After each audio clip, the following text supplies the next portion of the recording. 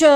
të gjitha këto absolutisht nuk është se nuk kanë qenë në fokus të asaj që ne kemi thënë që palët politike dhe partitë politike duhet jenë në këtë lloj presioni edhe të vendosjes së një kulture që të çdo paraq që merret për funksionimin e partisë brenda fushatës zgjedhore dhe jashtë saj,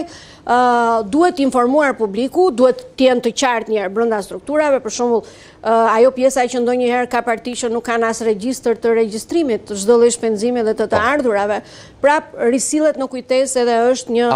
procedurë që parti që nuk kanë dhe kryetar pasi në një spekuloj ka dhe i kanë ndruar jetë. Parti që janë krijuar nuk ka zyra, domethënë nuk i gjen dot edhe nëpërmjet adresave të cilat nuk i kanë të updateuara ose të shumë publike për të thënë që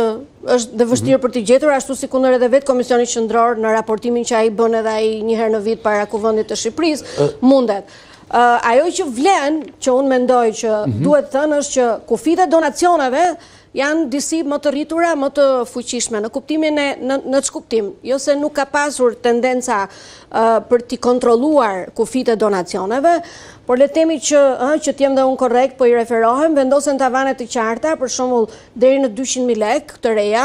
individët, patjetër që do të bëhen vetëm nëpërmjet mundësisë së transaksioneve dhe jo para kesh. Pra nuk ka më para në të zezë, nuk ka me çanta më tek partitë politike. Përjashtohen si thua nga transaksioni dhe veprimet bankare, vetëm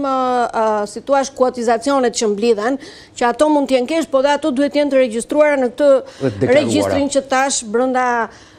strukturës së financës dhe personit i cili është i përgjegjshëm. 500.000 lekë të reja është personi fizik i regjistruar, dhe më thënë gjitha këto janë tavane që nuk mund të tejkalohen, dhe 1 milion lekë kompani ose si thuash biznese që mundet dhe këto të gjitha këto lloj transaksionesh duhet i bëjnë nëpërmjet një llogarie bankare e cila dhe ajo është publike dhe që do t'jetë e kontrollueshme edhe nga Komisioni Qendror i Zgjedhjeve gjatë auditimit që Komisioni Qendror i Zgjedhjeve i bën. Natyrisht që Komisioni Qendror i Zgjedhjeve ne kemi thënë gjithmonë, ne kemi diskutuar edhe së bashku që ne edhe në periudhën zgjedhore, por edhe jashtë saj, pra gjatë periudhës së vitit kalendarik që ka aktivitete të ndryshme partia ose subjekti, kemi thënë që nga njëherë nuk i ka kapacitetet e duhura për t'i shkuar deri në fund. Këtu ka një qasje pozitive për të thënë që për ta fuqizuar, le themi, nëpërmjet për të fuqizuar KQZ-n në këtë rolin kontrollues, Komisionit Qendror të Zgjedhjeve, i cili ka një tendencë për të zgjeruar kompetencat e Komisionit Qendror të Zgjedhjeve në auditim, në verifikim direkt, në aksesin e dënave, edhe në bashkëpunim, edhe me tatimet dhe institucionet e tjera, dhe ndoshta kur shikon edhe kryesisht, dhe kur nuk është i bindur Komisioni Qendror i Zgjedhjeve, mund bëj ato kallëzime duke bashkëpunuar me institucionin e prokurorisë, apo dhe ndoshta edhe me SPAK-un si institucioni i cili ka shumë pritshmëri për sa i përket asaj që të dënohet krimi zgjedhor. Krimi zgjedhor, korrupsioni në zgjedhje.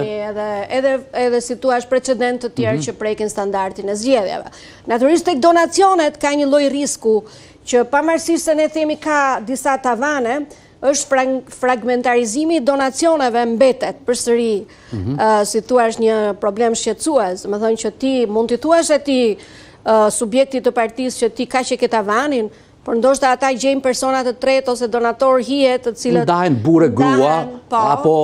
kushërinje dhe çuna lagjeje. Është një lloj pikpyetje që nuk e dim se sa përdorimi i personave të tretë do të jetë i verifikueshëm apo dhe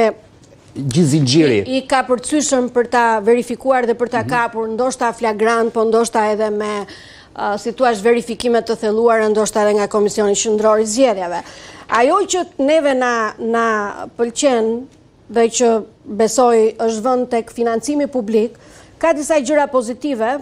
që e kemi parë edhe gjatë punës që Komisioni Qendror i Zgjedhjeve bën kur shpërndan fondet për partitë. Dhe kemi një sistem të shpërndarjes që është i strukturuar, ne themi 70%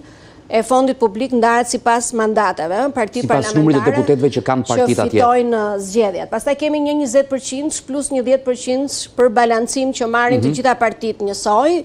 Dhe kemi një bonus që këtu është pak, unë besoj që kjo pikë do të kontestohet, kemi një bonus prej 5% që është vendosur për